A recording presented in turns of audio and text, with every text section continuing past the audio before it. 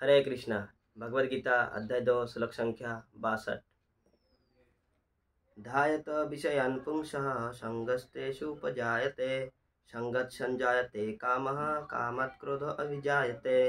अनुवाद इस प्रकार है।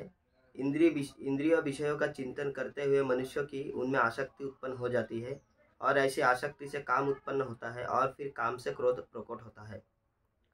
यहाँ पे भगवान बता रहे कि कैसे मनुष्य में क्रोध का प्रकट होता है, क्योंकि एक भगवान के भक्त के लिए और एक समझदार, किसी भी प्रकार के समझदार व्यक्ति के लिए क्रोध जो है बहुत ही बुरा चीज़ है। क्रोध नहीं आना चाहिए। अगर किसी ने क्रोध कर लिया तो समझिए उसका इंद्रिय उसके बस में नहीं है ना। इसीलिए क्रोध हमारे मानसिक स्तर पे, सामाजिक स्तर पे, शारीरिक स्तर पे, हर जगह क्रोध जो है वो बेकार चीज़ है। क्रोध नहीं होना चाहिए। इसलिए ये क्रोध कैसे उत्पन्न होता है?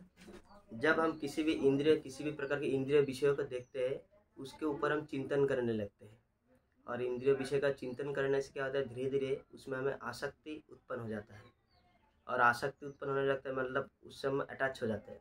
फिर जब हम अटैच हो जाते हैं, फिर हम उसको पाने की या फिर भोग करने का हम इच्छा प्रकट करते हैं, कोशिश करते हैं, और जब हमें वो चीज़ नहीं मिल पाता है तो हमें क्रोध आने लगता है। जैसे मान लीजिए हमने एक बहुत अच्छा बाइक देखा, किसी ने एक बहुत अच्छा बाइक देखा। अब घर में आके वो बाइक के बारे में सोचता रहता है कि कैसे वो बाइक, क्या बहुत अच्छा कलर है, बहुत माइलेज अच्छा है, बहुत बड़ी कंपनी का बाइक है, बहुत सुंदर है, डिजाइनिंग अच्छा है, तो सोचता रहता है। फिर धीरे धीरे अटैच होता जाता है। यानी रात में सोते सोते भी बाइक के बारे में सोच रहा है, पूरा दिन उसी के बारे में सोच रहा है, उसका मन कहीं काम में नहीं लग रहा है, हमेशा बाइक बाइक कर रहा है। फिर धीरे धीरे आसक्त हो गया, फिर वो कोशिश करेगा कि इसको मैं खरीदूँ। फिर वो उसके मन में काम उत्पन्न हो गया, उस बाइक को चलाने का सपना देखने लगा कि मैं बाइक कैसे चलाऊँ, मैं चला रहा हूँ बाइक तो मुझे खरीदना है, तो काम उत्पन्न हो गया। लेकिन अगर उसके पास उतना लक्ष्मी नहीं, उतना धन नहीं है खरीदने लायक, तो फिर वो खरीद नहीं पाएगा। फिर उसके मन में क्रोध होगा, कोई भी उसको कुछ बोलेगा तो उसको गुस्सा आने लगेगा, क्योंकि उसका जो मन का आशा वो पूर्ण नहीं हुआ।